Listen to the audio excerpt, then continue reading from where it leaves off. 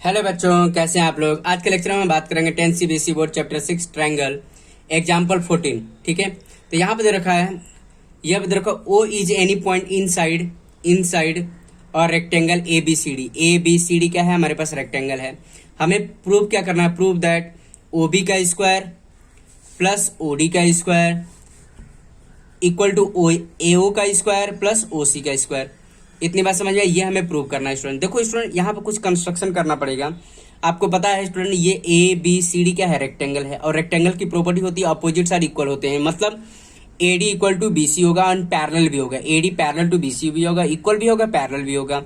A B equal to D C होगा, मतलब और पैरेलल भी होगा, क्योंकि हमारे पास रेक्टेंगल की प्रॉपर्टी अपोजिट साइड पैरेलल और इक्वल।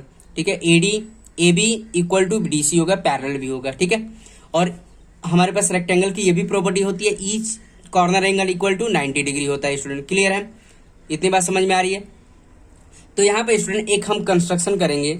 हम क्या करेंगे, draw P Q parallel to B C. देखो एक हम लाइन ड्रॉ करेंगे, ये जो पैरेलल होगा वो पैरेलल टू बी सी होगा, B C parallel to A D होगा। आई बात समझ में। तो जब देखो यहाँ पर एक लिख लेते हैं स्टूडेंट, यहाँ पे सोल्यूशन हम कर लेते हैं। यहाँ पे हमें लिख लेंगे अब through O draw P Q parallel to B C. ठीक है, draw P Q, P and Q, ये क्यू है, पैरेलल टू बी सी। इतनी बात समझ में आई स्टूडेंट। तो जो पी लाई करेगा किस पर लाई करेगा, ए बी पर लाई करेगा, और क्यू जो लाई करेगा डी सी पर लाई करेगा। तो यहां पर लिख लेंगे, so that P lies on side A B and Q lies on side D C. ठीक है, तो अब यहाँ पर देखो स्टूडेंट, जो पी क्यू है, हमने क्या अभी कंस्ट्रक्शन से प्रूव किया है, B C P Q parallel to B C है। तो अब यहाँ पर आपको पता होना चाहिए, जो P Q parallel to D C है, तो ये अगर 90 होगा तो ये भी 90 हो जाएगा। स्टूडेंट क्लियर है, इतनी बात समझ में आ रही है। ठीक है, आई थिंक सब बच्चों को समझ में आ गया, क्योंकि देखो ये हमारे पास पैरेलल, तो पैरेलल लाइन, और ये क्या हो जाएगा, ये परपेंडिकुलर, तो ये भी परपेंडिकुलर हो जाएगा, ये परपेंडिकुलर होगा।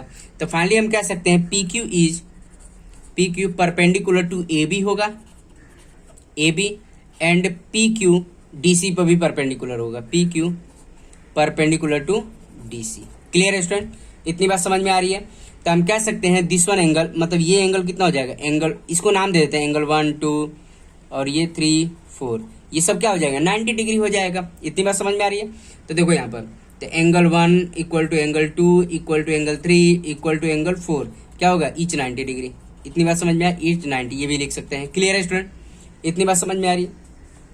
तो देखो अब हमारा प्रूफ करना बहुत आसान हो गया। कैसे, देखो ओबी का स्क्वायर कहां से लिख सकते हैं, कौन सा ट्रायंगल लेंगे, तो पी ओ बी। ठीक है, अब देखो ओडी का स्क्वायर कहां से ले सकते हैं, इस वाले ट्रायंगल से हम ले सकते हैं। ये देखो राइट एंगल ट्रायंगल बन रहा है, in triangle O D Q में ओडी का स्क्वायर निकाल सकते हैं, क्योंकि ये 90 है।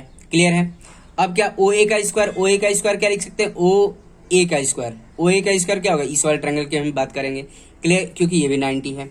इतनी बात समझ में आ रही है। तो हमने यहाँ पे ये देखा है स्टूडेंट, ये परपेंडिकुलर हो गया, तो मतलब दो यहाँ पर 3 रेक्टेंगल बन गए। कौन कौन से रेक्टेंगल बने, A B C D automatic rectangle था ही, ये भी रेक्टेंगल बन गया, P Q C B rectangle हो गया, and P A D Q भी रेक्टेंगल बन गया। तो फाइनली हम लिख सकते हैं therefore quadrilateral P B C Q and quadrilateral P A D Q is a, ये क्या लिख सकते हैं यहाँ पर, बोथ आर रेक्टेंगल। इतनी बात समझ में आ रही है, दोनों रेक्टेंगल हो जाएंगे। तब यहाँ पे देखो हमें प्रूव करने के लिए ओबी हमें कहाँ से मिल सकता है स्टूडेंट, ओबी कहाँ से मिल सकता है, इस वाले ट्रायंगल से मिल सकता है। तो देखो अब हम प्रूव करने चल रहे हैं। तो देखो इन ट्रायंगल, अब कौन सा ट्रायंगल लेंगे, पीओबी में, इन ट्रायंगल पीओबी। तो यहाँ पर क्या, एंगल टू कितना है, 90 डिग्री है। ठीक है कि नहीं, अभी हमने देखा है एंगल 2 कितना है, 90 डिग्री। तो इसमें पाइथागोरस थ्योरम यूज कर सकते हैं। तो क्या हो जाएगा, ओबी का स्क्वायर इक्वल टू क्या होगा स्टूडेंट, पीओ का स्क्वायर प्लस पीबी का स्क्वायर होगा। क्लियर है स्टूडेंट, पीबी का स्क्वायर। इसका हम रीजन क्या लिख देंगे, इसको इक्वेशन 1 बना लो स्टूडेंट, इक्वेशन 1, और रीजन क्या लेंगे, बाई पाइथागोरस थ्योरम। ठीक है, पीटी। क्लियर है स्टूडेंट। अब कौन सा ट्रायंगल लेंगे, इन ट्रायंगल, इन ट्रायंगल। अब देखो हमें ओडी चाहिए, ओडी कहाँ से हम लेंगे, ओडी, ओडी हम यहां से ले सकते हैं, देखो इस वाले ट्रायंगल से। कौन सा triangle, in triangle O Q D, O Q D, O Q D, ठीक है। यहां पर एंगल 3 कितना है, 90 डिग्री है, angle 3 equal to 90 degree. Clear है स्टूडेंट। तो अब यहाँ पर देखो ओडी का स्क्वायर, ओडी का स्क्वायर इक्वल टू कितना होगा, ओ क्यू का स्क्वायर प्लस डी क्यू का स्क्वायर। क्लियर है स्टूडेंट, इतनी बात समझ में आ रही है। यह हमारे पास इक्वेशन 2 हो गया। इसका रीजन क्या लिखेंगे, by BPT theorem, basic proportion, sorry Pythagoras theorem, ठीक है, सॉरी पाइथागोरस थ्योरम है ये। क्लियर है स्टूडेंट, इतनी बात समझ में आ रही है। अब हम क्या काम करेंगे, तो ये तो हो गया हमारा। अब सेम प्रोसीजर हम देखो राइट हैंड साइड के लिए क्या ओडी चाहिए, ओ ए चाहिए। तो ओ ए कहां से हम लेंगे, ए ओ ए पी ओ में, ठीक है, इस वाले राइट एंगल ट्रायंगल में लेंगे। देखो स्टूडेंट, तो इसमें हम क्या काम कर लेंगे, तो in triangle, in triangle A P O, in triangle A P O angle. अब यहाँ पर क्या एंगल 1 था, एंगल 1 इक्वल टू कितना है, 90 डिग्री। तो यहाँ पर भी पाइथागोरस थ्योरम यूज कर सकते हैं स्टूडेंट। तो क्या हो जाएगा, एओ का स्क्वायर, एओ का स्क्वायर इक्वल टू क्या होगा, एपी, एपी का स्क्वायर प्लस पीओ का स्क्वायर। क्लियर है student, by Pythagoras theorem. Clear है, इसको हम नाम दे देंगे थर्ड इक्वेशन। क्लियर है स्टूडेंट। अब हमें क्या चाहिए, ओसी का स्क्वायर। तो ओसी का स्क्वायर कहां से मिलेगा स्टूडेंट, इस वाले ट्रायंगल से मिलेगा, ठीक है। तो in triangle, in triangle O Q C, in triangle O Q C, ठीक है। इसमें एंगल 4 कितना है, 90 डिग्री है। क्लियर है। तो अब यहाँ पर देखो पाइथागोरस थ्योरम यूज कर सकते हैं। क्या हो जाएगा, ओसी का स्क्वायर, ओसी का स्क्वायर इक्वल टू क्या होगा, ओ क्यू का स्क्वायर प्लस क्यू सी का स्क्वायर। ये हमारी फोर्थ इक्वेशन हो जाएगी स्टूडेंट। क्लियर है, इसको भी बाई पाइथागोरस थ्योरम। क्लियर है स्टूडेंट। अब यहाँ पर ध्यान दो स्टूडेंट, अब हम क्या काम करेंगे, जैसे हमने ये बना लिया, अब क्या काम करेंगे हम, जो हमारे पास पहली इक्वेशन और सेकंड इक्वेशन थी, दोनों को ऐड करेंगे, ठीक है, दोनों को ऐड करेंगे। इसको देखो, इसको भी कर सकते हो दोनों को ऐड, या इसको भी, दोनों में से कोई एक कर सकते हैं हम, ठीक है। तो देखो इसको क्यों कर रहे हैं हम, देखो ओबी का स्क्वायर, देखो ओबी का स्क्वायर, ओडी का स्क्वायर। तो देखो हम इन दोनों को ऐड करेंगे तो हमें क्या मिल जाएगा, ओबी का स्क्वायर और ओडी का स्क्वायर मिल जाएगा स्टूडेंट। क्लियर है, इतनी बात समझ में आए। तो हम क्या काम करेंगे, एडिंग इक्वेशन यहां पर लिख लेते हैं, adding equation 1 and 2, adding equation 1 and 2, ठीक है। इक्वेशन 1 एंड 2 को ऐड करेंगे। इक्वेशन 1 एंड 2 ये था हमारे पास, इसको ऐड कर लेते हैं स्टूडेंट। तो क्या मिलेगा, लेफ्ट हैंड साइड ऐड करेंगे, राइट हैंड साइड। तो क्या हो जाएगा, ओबी का स्क्वायर प्लस ओडी का स्क्वायर इक्वल टू, अब देखो ये क्या हो जाएगा, पीओ का स्क्वायर प्लस पीबी का स्क्वायर। क्लियर है, इतनी बात समझ में आ रही है, प्लस ओ क्यू का स्क्वायर, ओ क्यू का स्क्वायर प्लस डी क्यू का स्क्वायर। क्लियर है स्टूडेंट, इतनी बात समझ में, दोनों को हमने ऐड कर लिया। अब देखो हम इसको अरेंज करके, अब देखो यहाँ पर लेफ्ट हैंड साइड को अब छेड़ना नहीं है हमें। देखो लेफ्ट हैंड साइड हमारा आ गया है स्टूडेंट, कैसे, देखो ओ बी का स्क्वायर प्लस ओ क्यू का स्क्वायर आ गया हमारे पास। अब हमें इसको अरेंज करके हमें क्या बनाना, ओ ए का स्क्वायर एंड ओ सी का स्क्वायर बनाना है। तो देखो स्टूडेंट कैसे करेंगे, अब यहाँ पर ध्यान दो। तो यहाँ पर देखो पीओ का स्क्वायर, ठीक है, जिसे ओ बी का स्क्वायर, इसको ऐसे रहने दो, ओ बी का स्क्वायर प्लस ओ डी का स्क्वायर। अब इनको अरेंज करके हमें इसी को यूज करना है स्टूडेंट। देखो पीओ का स्क्वायर, अब देखो यहाँ पर हमें क्या चाहिए, ओ ए का स्क्वायर। तो ओ ए के स्क्वायर के लिए हमें क्या चाहिए, ओ ए के स्क्वायर के लिए एपी का स्क्वायर और पीओ का स्क्वायर। तो एपी कहीं दिख रहा है स्टूडेंट, नहीं दिख रहा है आपको। तो हमें क्या दिखा, यहाँ क्या चाहिए, पीओ का स्क्वायर। पीओ है हमारे पास, है कि नहीं, पीओ है। और क्या चाहिए हमें, एपी का स्क्वायर, ठीक है। देखो यहाँ पर पीओ, पीओ हो गया, पीओ का स्क्वायर, ठीक है, पीओ का स्क्वायर। तो अब यहाँ पर देखो स्टूडेंट, ये हो गया तुम्हारा पीओ का स्क्वायर, और क्या चाहिए, एपी का स्क्वायर। तो एपी नहीं मिल, एपी के लिए हम क्या यूज कर सकते हैं, डी क्यू यूज कर सकते हैं। क्यों, क्योंकि देखो एपी इक्वल टू कितना है, डी क्यू है। आई बात समझ में, क्यों, क्योंकि हमने अभी प्रूव किया है ए P Q D is a rectangle, और रेक्टेंगल की अपोजिट साइड आपस में क्या होते हैं, इक्वल होते हैं। तो इतनी बात समझ में आ रही है स्टूडेंट। तो मतलब एपी के जगह पर हम क्या यूज कर सकते हैं, हम डी क्यू, और डी क्यू है यहाँ पर, देखो ये डी क्यू है। क्लियर है। तो देखो पीओ का स्क्वायर प्लस हम डी क्यू लिख लेंगे यहाँ पर, पहले हम इसको अरेंज कर लेते हैं यहाँ पर, ठीक है। अब यहाँ पर देखो, अब हमें क्या चाहिए, ओसी। ओसी के लिए हमें क्या काम करना है, ओसी के लिए हमें किस किस की जरूरत है, ओ की। तो ओ क्यू का स्क्वायर, ओ क्यू का स्क्वायर है हमारे पास, ठीक है, प्लस हमें क्या चाहिए, और क्यू सी चाहिए, ठीक है, क्यू सी, ठीक है। तो क्यू सी के लिए हमें क्या करना होगा, इसके बराबर का हमें, तो इसमें देखो ये क्यू सी का स्क्वायर, तो क्यू सी का स्क्वायर दिख रहा है आपको, सॉरी ओ क्यू का स्क्वायर, ओ क्यू तो हमें मिल गया। अब क्या चाहिए हमें, देखो ओ क्यू मिल गया, क्यू सी मिल चाहिए, तो क्यू सी की जगह पर हम क्या यूज कर सकते हैं, पी बी यूज करते हैं। क्यों, क्योंकि हमारे पास पी बी सी क्यू क्या है, हमारे पास रेक्टेंगल है, तो हमारा देखो क्यू सी जितना होगा पी बी वही होगा। इतनी बात समझ में आ रही है स्टूडेंट, क्लियर है। तो यहाँ पर लिख लेंगे, तो देखो बच्चों जैसे ओ बी का स्क्वायर प्लस ओ डी का स्क्वायर। अब यहाँ पर देखो हमें क्या बनाना है, इससे हेल्प से एओ बनाना है, तो हमारा एओ बनाने के लिए पीओ तो है ही, बट डी क्यू की जगह पर हम क्या यूज कर सकते हैं, डी क्यू की जगह पर एपी यूज कर सकते हैं, एपी का स्क्वायर, क्लियर है। इतनी बस यहाँ पर साइड में रीजन लिखना होगा, ठीक है, ये भी लिख सकते हैं। प्लस ओ क्यू, इसके लिए हमें क्या चाहिए, ओ क्यू का स्क्वायर, प्लस हमें क्या चाहिए, क्यू सी का स्क्वायर। तब पीबी की जगह पर हम क्या लिख सकते हैं, क्यू सी का स्क्वायर, क्यू सी का स्क्वायर।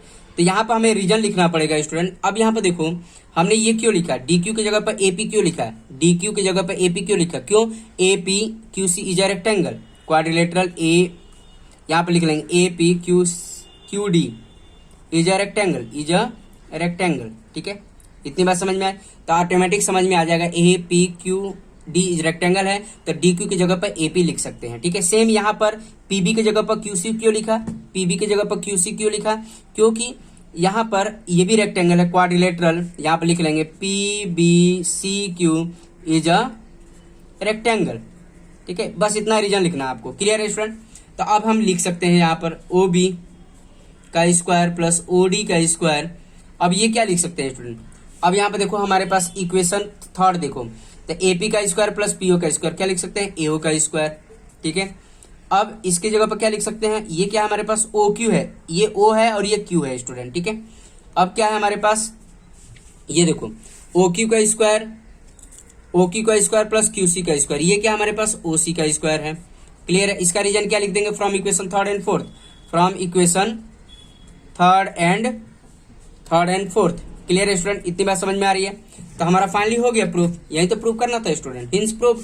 तो फाइनली हम लिख सकते हैं ओबी का स्क्वायर प्लस ओडी का स्क्वायर इक्वल टू ओए का स्क्वायर प्लस ओसी का स्क्वायर, हिंस प्रूफ, क्लियर है स्टूडेंट, हिंस प्रूफ।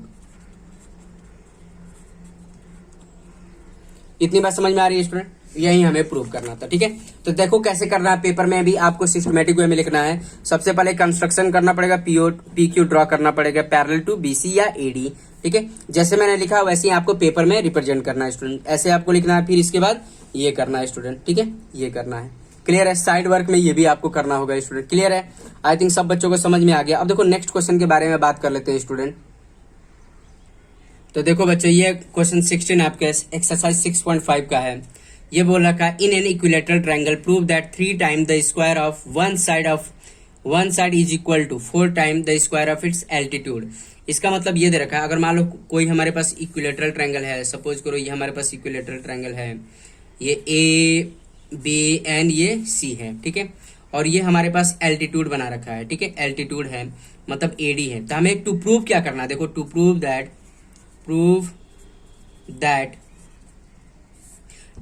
क्या बोल रखा है, in an equilateral triangle prove that 3 time the square of one side, कोई भी एक साइड 3 टाइम स्क्वायर ऑफ, जैसे मान लो ए बी का स्क्वायर, ठीक है, ए बी का 3 टाइम क्या बोल रखा है, 3 time the square of one side is equal to 4 time the square of its altitude, 4 time square of its altitude, ये बोल रहा है प्रूव करने को, क्लियर है स्टूडेंट। यही बोल रखा है, आप स्टेटमेंट पढ़ के देखिए, कंपेयर करके देखिए स्टूडेंट, यही बोल रहा है कि नहीं बोल रहा। अब यहाँ पर हम क्या काम करेंगे, अब देखो प्रूव करते हैं। पहले देखो गिवन लिख लेते हैं, गिवन क्या है, देखो triangle A B C is an equilateral triangle बोल रखा है, ठीक है, ये बोल रखा है।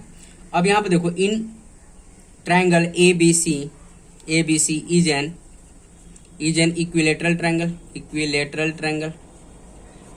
लेटरल ट्रायंगल, ठीक है, इक्विलेटरल ट्रायंगल मतलब सारे साइड आपस में इक्वल होंगे, ठीक है, सारे साइड आपस में इक्वल होंगे, ठीक है, मतलब A B equal to B C equal to A C, ये क्या होगा, ए मान लिया हमने, ठीक है। और ये हमारे पास एडी क्या है, एल्टीट्यूड है, ये भी गिवन है, ठीक है। And we know that altitude work as a median, हमें पता है, वी नो दैट, यहाँ पर लिख लेंगे student, we know that, you know that in an equilateral triangle, in an equilateral triangle, equilateral triangle, altitudes work as a median, ठीक है। मतलब हमारा क्या हो जाएगा, BD जो होगा, BD और DC ये क्या हो जाएगा, हाफ ऑफ BC हो जाएगा स्टूडेंट, हाफ ऑफ BC। मतलब हम कह सकते हैं BD और DC जो होगा हाफ ऑफ A हो जाएगा। क्लियर है स्टूडेंट, इतनी बात समझ में आ रही है। ये हमने इक्वेशन 1 बना लिया। क्लियर है स्टूडेंट, इतनी बात समझ में आ रही है। अब देखो हम प्रूफ कर सकते हैं स्टूडेंट, ठीक है। इतनी इन्फॉर्मेशन लिखनी जरूरी है, क्यों, क्योंकि हम आगे चल के यूज कर सकते हैं स्टूडेंट, ठीक है। नहीं तो इसको इक्वेशन 1 मान लो और इसको इक्वेशन 2 मान लो, ठीक है। इतनी बात समझ में आ रही है। अब हम क्या करेंगे, इन ट्रायंगल ADB, देखो इन ट्रायंगल ADB, ठीक है। इतनी बात समझ, एंगल D कितना है, एंगल D कितना है, 90 डिग्री होगा। क्यों, क्योंकि ये एल्टीट्यूड है। एल्टीट्यूड का मतलब होता है परपेंडिकुलर, मतलब AD perpendicular to BC। Altitude का मतलब तो यही होता है स्टूडेंट। तो अब यहाँ पे क्या कर सकते हैं, यहाँ पे पाइथागोरस थ्योरम यूज कर सकते हैं। क्यों, क्योंकि यहाँ पे एंगल D कितना है, 90 डिग्री है। इतनी बात समझ में आ रही है स्टूडेंट। तो क्या हो जाएगा, AB का स्क्वायर इक्वल टू AD का स्क्वायर प्लस BD का स्क्वायर। क्या रीजन लिखेंगे, बाई पाइथागोरस थ्योरम, ठीक है, बाय यूजिंग पाइथागोरस थ्योरम। तो AB का स्क्वायर, AB हमारे पास क्या है, A है, A का स्क्वायर है कि नहीं स्टूडेंट। हमने क्या माना है, AB BC AC सब A है, ठीक है। और AD का स्क्वायर ऐसे ही रखो, AD का स्क्वायर। अब ये क्या है, BD कितना है स्टूडेंट, BD हमने देखो यहाँ पर माना है, फ्रॉम इक्वेशन 2 से हम क्या लिख सकते हैं, BD DC half of A होगा, A का हाफ हो जाएगा। इतनी बात समझ में आ रही है। यहाँ पर हमने क्या लिखा, from equation 1 and 2, from equation 1 and 2 है कि नहीं। इक्वेशन 1 से AB की वैल्यू हमने A लिख दिया, ठीक है। इक्वेशन 2 की वैल्यू 2 से हमने क्या किया, BD की वैल्यू लिख दिया। BD की वैल्यू कितनी, हाफ, A का A/2 है, ठीक है। अब इसको सॉल्व कर लेंगे, A का स्क्वायर AD का स्क्वायर और ये क्या होगा, A²/4 होगा। क्लियर है स्टूडेंट, इसको हम इधर लेके आओ तो क्या हो जाएगा, A का स्क्वायर माइनस A²/4 और ये क्या होगा, AD का स्क्वायर होगा स्टूडेंट। क्लियर है, इतनी बात समझ में आ रही है। अब हम क्या काम करेंगे स्टूडेंट, तो यहां पर क्या होगा, ठीक है। अब ये देखो 4, अब एलसीएम ले लो 4, तो क्या होगा 4A का स्क्वायर माइनस A का स्क्वायर इक्वल टू AD का स्क्वायर। क्लियर है स्टूडेंट, तो ये क्या हो जाएगा 3A का square by 4 equal to AD का स्क्वायर। क्लियर है स्टूडेंट, इतनी बात समझ में आ रही है। तो ये क्या हो जाएगा 3A का square equal to 4 time AD का स्क्वायर। तो देखो हमारा प्रूफ हो गया, यही तो प्रूफ करना था। और ए की जगह पर क्या लिख सकते हैं हम, AB भी लिख सकते हैं, BC भी लिख सकते हैं और AC भी लिख सकते हैं। क्यों लिख सकते हैं, क्योंकि हमें पता है इन इक्विलेटरल ट्रायंगल तीनों साइड आपस में क्या होते हैं, इक्वल होते हैं। तो कोई भी एक साइड का स्क्वायर लिख सकते हैं। तो जो भी आपको प्रूव करने को दिया है वो, अब यहाँ पर कोई एक्सप्लेन नहीं किया है कि कौन से साइड है। अगर एक्सप्लेन किया होता तो वही साइड आपको मेंशन करना होता है स्टूडेंट। तो हम कोई भी साइड लिख सकते थे। A की वैल्यू हम क्या लिख सकते हैं, AB का स्क्वायर और ये क्या हो गया 4 टाइम AD का स्क्वायर। और AD हमारे पास क्या है, एल्टीट्यूड है, और AB कितना हमारे पास साइड है। तो हो गया प्रूफ स्टूडेंट। क्लियर है, यही तो प्रूव करना था। देखो प्रूव करना था 3 टाइम AB का square equal to 4 time AD का स्क्वायर। क्लियर है स्टूडेंट, आई बात समझ में। लास्ट में लिख दोगे हिंस प्रूव्ड। क्लियर है स्टूडेंट, आई थिंक सब बच्चों को समझ में आया कैसे प्रूव करना है। तो पहले क्या करना है, डायग्राम बनाना है, ये सब लिखना है, इसके बाद ये आपको सॉल्व करना है। तो ऐसे आप पेपर में भी सिस्टमेटिक वे में सॉल्व करेंगे स्टूडेंट, ठीक है। नेक्स्ट लास्ट क्वेश्चन देख लेते हैं आपका 6.5 एक्सरसाइज का। तो देखो बच्चों ये क्या है, 17 क्वेश्चन है। बोला tick the correct answer and justify the triangle ABC। AB equal to कितना दे रखा है, 6√3 दे रखा है सेंटीमीटर। AC हमारे पास 12 सेंटीमीटर दे रखा है एंड BC कितना दे रखा है, 6 सेंटीमीटर दे रखा है student. The angle B is, हमें ये बताना है। तो आपको पता होना चाहिए स्टूडेंट, जब कभी भी साइड दे रखा हो तो हम इसका स्क्वायर करके देखते हैं। अगर किसी भी लॉन्गेस्ट साइड का square equal to sum of other 2 side का स्क्वायर आएगा, इसका मतलब ये राइट एंगल ट्रायंगल के साइड्स हैं, क्योंकि पाइथागोरस थ्योरम को सेटिस्फाई कर रहा है। तो देखो एक एक करके हम देखते हैं। जैसे AB का स्क्वायर करते हैं, AB का स्क्वायर क्या होगा, 6√3 का स्क्वायर, ठीक है। 6√3 मतलब ये कितना, 36 इंटू 3 हो जाएगा। ये कितना हो जाएगा, 108 आ रहा है स्टूडेंट। क्लियर है, 108। अब यहाँ पर देखो AC का स्क्वायर करो, 12 का स्क्वायर कितना आ गया, 144 आ गया, ठीक है। अब BC का स्क्वायर करो, BC का स्क्वायर इक्वल टू कितना है, 6 का स्क्वायर मतलब 36 आ रहा। अभी इन दोनों को ऐड करके देखो, ठीक है, ये हमारी 1 था, ये 2 था और ये 3 था। तो देखो फर्स्ट एंड थर्ड को ऐड करो तो कितना दे रहा है, 36 एंड 108 कितना आएगा, एंड 144 आ रहा है। क्लियर है, 144 ही आएगा स्टूडेंट। 36 प्लस 108 कितना, 144 आएगा। ठीक है, तो यहाँ पे देखो 144 और ये आपस में इक्वल है। इसका मतलब हम कह सकते हैं fourth equation from second and fourth से, फ्रॉम सेकेंड एंड फोर्थ से, तो क्या हो जाएगा स्टूडेंट, मतलब 12 का स्क्वायर इक्वल टू क्या आ रहा है, 12 का स्क्वायर इक्वल टू हमारे पास 6√3 का स्क्वायर प्लस 6 का स्क्वायर, मतलब हमारे पास ये आ रहा है AC का स्क्वायर, AC का स्क्वायर इक्वल टू AB का स्क्वायर प्लस BC का स्क्वायर, यही आ रहा है स्टूडेंट। मतलब अगर हम डायग्राम बनाते हैं, सपोज करो हम यहाँ पर डायग्राम अगर बनाते हैं, ठीक है, ये हम डायग्राम बनाते हैं तो ये आ जाएगा आपका ये, ठीक है, ये क्या AC बोल रखा है, AC और ये B बोल रखा है। ठीक है, तो देखो AC का स्क्वायर इक्वल टू कितना हो गया, AB का स्क्वायर प्लस BC का स्क्वायर आ रहा है, मतलब ये 90 डिग्री होगा, तो B कितना होगा, 90 डिग्री होगा स्टूडेंट। तो यहाँ पर अगर मान लो ऑप्शन है तो C ऑप्शन करेक्ट है स्टूडेंट, B कितना होगा, 90 डिग्री होगा।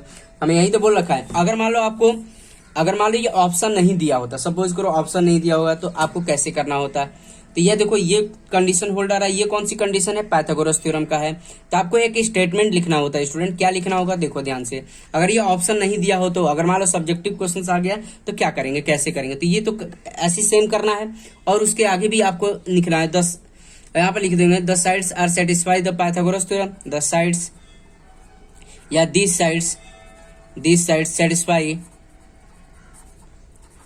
द पाइथागोरस थ्योरम, ठीक है, Pythagoras theorem in triangle ABC। PT का मतलब पाइथागोरस थ्योरम, आप पूरा कंप्लीट लिखिएगा स्टूडेंट। तो यहाँ पर फाइनली लिख सकते हैं hence these are the sides of a right angle triangle। Clear है स्टूडेंट, इतनी बात समझ में आ रही है, ठीक है। Therefore angle B equal to कितना होगा, 90 डिग्री हो गया। क्लियर है स्टूडेंट, इतनी बात समझ में आ रही है। तो सब्जेक्टिव क्वेश्चन आता है तो ऐसे आपको सॉल्व करना होता है स्टूडेंट, अदरवाइज अब MCQ में तो सॉल्व करने की जरूरत नहीं, बस कैलकुलेशन करो और टिक करो ऑप्शन। क्लियर है स्टूडेंट, इतनी बात समझ में आ रही है स्टूडेंट, क्लियर है। तो देखो और एक दो क्वेश्चन देख लेते हैं स्टूडेंट, और भी सॉल्व करके देख लेते हैं एक दो क्वेश्चन। तो देखो बच्चों, ये आपका जैसे मतलब ये NCERT एग्जाम्पलर का क्वेश्चन है, MCQ क्वेश्चन है। तो देखो इसको भी सॉल्व कर लेते हैं स्टूडेंट, मतलब इस टाइप के क्वेश्चन हमने किए हैं, लेकिन आपका सब्जेक्टिव क्वेश्चन किए, MCQ क्वेश्चन नहीं किए हैं स्टूडेंट। तो देखो अब MCQ क्वेश्चन कुछ देख लेते हैं। जैसे क्वेश्चन 1 दे रखा है, इन फिगर BAC हमारे पास कितना दे रखा है, 90 डिग्री दे रखा है, AD परपेंडिकुलर टू BC दे रखा है। तो देखो स्टूडेंट, मैंने इस पाइथागोरस थ्योरम में भी ऐसे ही क्वेश्चन बताए थे, आपके एक्सरसाइज में भी ऐसे क्वेश्चन है।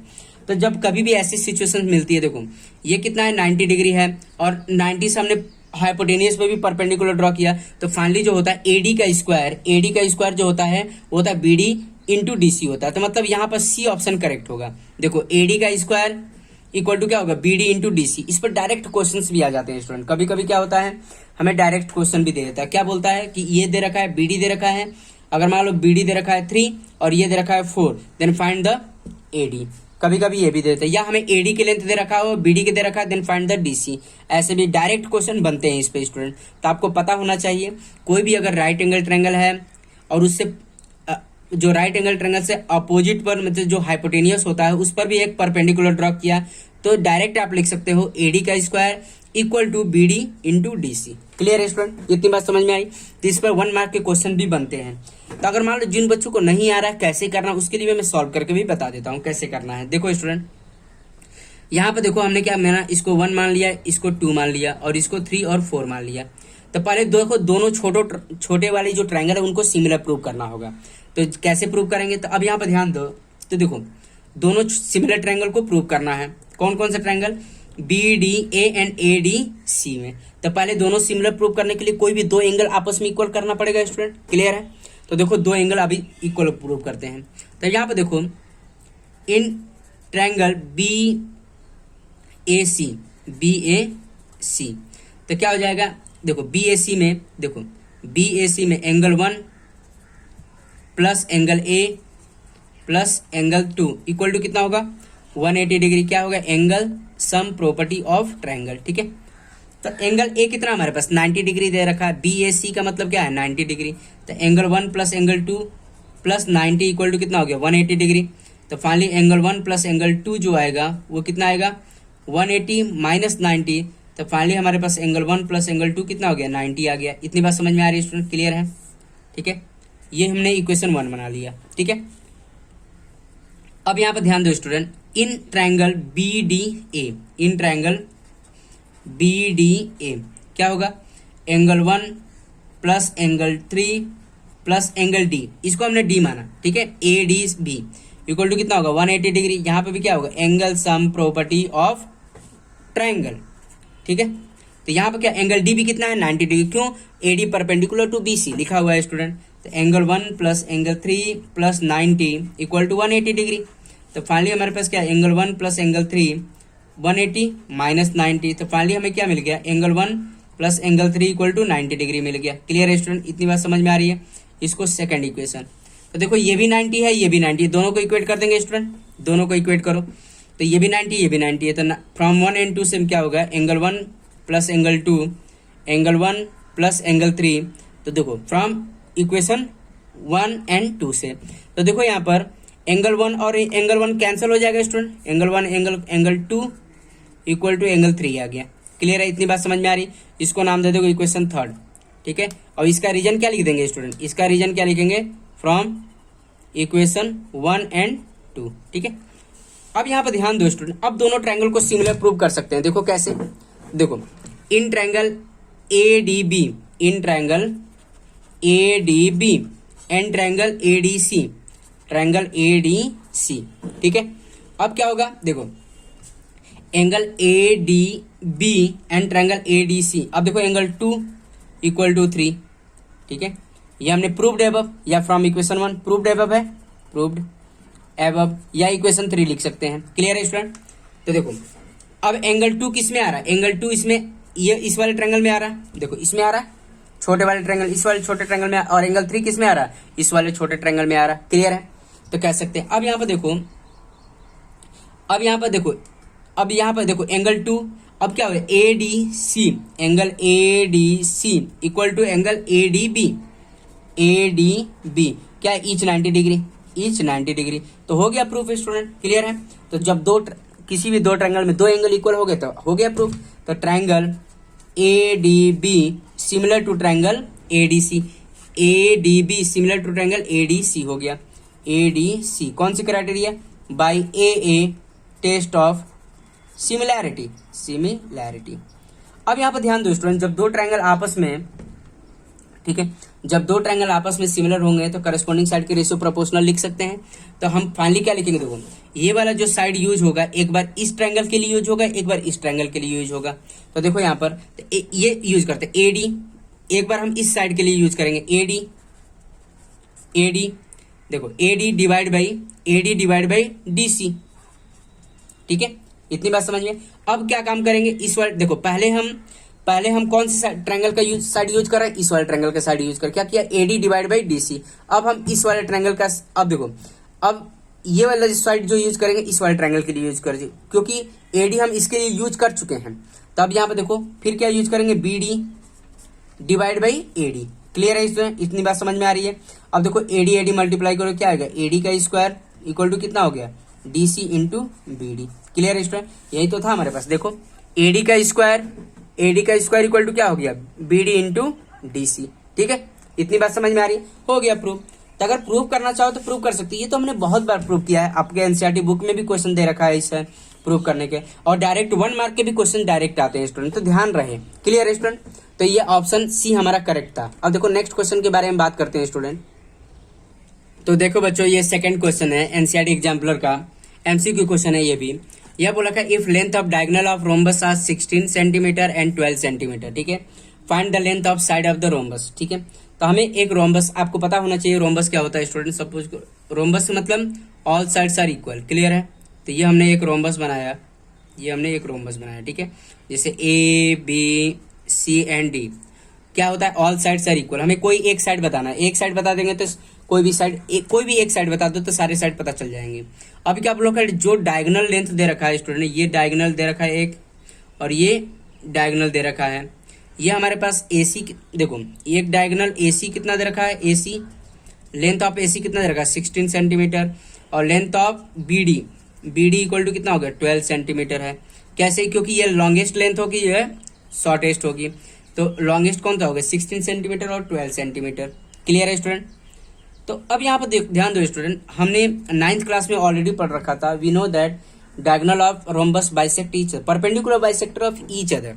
इसका मतलब ये होता है कि मतलब जो डायगोनल मीट करेंगे बाइसेक्टर होते हैं और परपेंडिकुलर बाइसेक्टर होते हैं। ठीक है, तो एक स्टेटमेंट आपको लिखना होगा स्टूडेंट, जिससे मतलब यहाँ पर मैं क्या बोल रखा हूँ, तो diagonal of rhombus bisect each other, देखो लिख देंगे डायगोनल्स ऑफ रोम्बस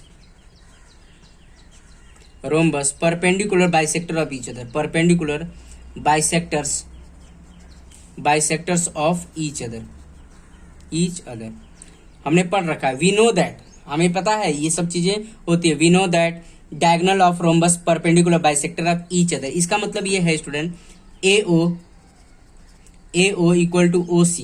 ठीक है, AO equal to OC means इसका मतलब ये क्या होगा, हाफ ऑफ AC हो जाएगा। ठीक है, ओ देखो this one equal to this one, मतलब ये मिड पॉइंट का काम करेगा, ओ क्या काम करेगा मिड पॉइंट का काम करेगा, मतलब AO इक्वल टू OC, मतलब AO और OC जो होगा हाफ ऑफ AC होगा, तो AO और OC हाफ ऑफ AC का मतलब AC हमारे पास कितना आता है 16 है, तो AO और OC कितना हो जाएगा स्टूडेंट, ये 8 हो जाएगा, 8 सेंटीमीटर हो जाएगा। क्लियर है, इतनी बात समझ में आ रही है। ठीक है, अब यहाँ पे ध्यान दो स्टूडेंट, तो अब सेम इसके लिए भी वही कंडीशन, ये this one equal to this one होगा, क्योंकि डायगोनल क्या होता है परपेंडिकुलर बाइसेक्टर होते हैं, तो DO इक्वल टू OB, ये भी क्या होगा हाफ होगा, हाफ ऑफ DB होगा, BD, तो DO एंड OB, और BD कितना है स्टूडेंट, BD कितना हमारे पास 12 है, 1/2 12, तो ये फाइनली कितना हो गया DO और OB, ये कितना हो गया स्टूडेंट 6 हो गया। क्लियर है, इतनी बात समझ में आ रही है। ठीक है, एंड परपेंडिकुलर बाइसेक्टर होते हैं, मतलब एंगल 1, एंगल 2, एंगल 3 और एंगल 4, मतलब यहाँ पे क्या होता है AC परपेंडिकुलर टू DB होता है। इसका मतलब ये हो गया student angle 1, angle 2 equal to angle 3 equal to angle 4 equal to 90 degree, सब 90 डिग्री होंगे। क्यों, परपेंडिकुलर का मतलब तो यही होता है। तो यहाँ पे देखो एंगल दिस वन सब आपस में क्या होंगे परपेंडिकुलर होंगे। तो अब यहाँ पे ध्यान दो स्टूडेंट, यहाँ पे 4 ट्रायंगल मिल रहे हैं, 1 2 3 4, और सारे क्या मिल रहे हैं राइट एंगल ट्रायंगल मिल रहे हैं। तो किसी भी ट्रायंगल में हम पाइथागोरस थ्योरम यूज कर सकते हैं, क्योंकि सारे राइट एंगल ट्रायंगल है। तो यहाँ पे देखो, जैसे हम इस वाले ट्रायंगल में बात करेंगे, इन ट्रायंगल AOB में, ठीक है AOB में एंगल, इसमें क्या एंगल 2 है, एंगल 2 कितना है 90 डिग्री है। ठीक है, ये 90 डिग्री है स्टूडेंट, क्लियर है, और 2 एंगल है। इतनी बात समझ में आ रही है। तो इसमें पाइथागोरस थ्योरम यूज कर सकते हैं। और AO कितना हमारे पास, AO कितना है स्टूडेंट, AO हमारे पास देखो AO कितना है 8 है। ठीक है, और OB कितना है स्टूडेंट, OB हमारे पास कितना है 6 है, ये हमारे पास कितना 8 और ये 6 है। तो पाइथागोरस थ्योरम का यूज करके सॉल्व कर सकते हैं। तो क्या हो जाएगा AB का स्क्वायर इक्वल टू कितना हो जाएगा AO का स्क्वायर प्लस OB का स्क्वायर बाई पाइथागोरस थ्योरम। ये सब देखो सिस्टम है, ये तो रफ वर्क में करेंगे। अगर मान लो सब्जेक्टिव क्वेश्चन आ गया तब मैं तरीका बता रहा हूँ कैसे सॉल्व करना, अदरवाइज MCQ है तो साइड में रफ वर्क भी करके जल्दी कैलकुलेट करके भी ऑप्शन करेक्ट कर सकते हैं। ठीक है, मैं सिस्टमेटिक वे में इसीलिए बता रहा हूँ क्योंकि सब्जेक्टिव क्वेश्चन भी आ जाएंगे तो आपको सॉल्व कैसे करना होगा स्टूडेंट। ठीक है, तो देखो AB का स्क्वायर, AO कितना हमारे पास, AO कितना है 8 का स्क्वायर, OB कितना है 6 का स्क्वायर। तो AB स्क्वायर इक्वल टू कितना हो गया 64 प्लस 36 हो जाएगा। तो AB इक्वल टू कितना हो गया, AB का स्क्वायर इक्वल टू 100 हो जाएगा। तो AB इक्वल टू कितना आ गया 10 सेंटीमीटर। क्लियर है, वैसे प्लस माइनस 1 आएगा, प्लस माइनस 10 आएगा, लेकिन हमारा लेंथ जो होता है पॉजिटिव होता है, इसलिए हमारे पास 10 सेंटीमीटर हो जाएगा फाइनल आंसर। तो कौन सा ऑप्शन करेक्ट है स्टूडेंट, B ऑप्शन इसका करेक्ट है। इतनी बात समझ में आ रही है स्टूडेंट, B ऑप्शन करेक्ट है। क्लियर है स्टूडेंट, तो कैसे करना है, डायग्राम बनाना है आपको और ये सब चीजें लिखनी होगी आपको। ठीक है, इसके बाद ये करना है। ठीक है, इतनी बात समझ में आ रही है स्टूडेंट, क्लियर है। तो ठीक है स्टूडेंट, आज के लेक्चर में हम इतना ही रखेंगे, बाकी का रिमेनिंग जो एमसीक्यू क्वेश्चन है आपके एनसीईआरटी एग्जाम्पल का, आने वाले वीडियो लेक्चर में हम बात करेंगे। ठीक है स्टूडेंट, ओके, थैंक यू।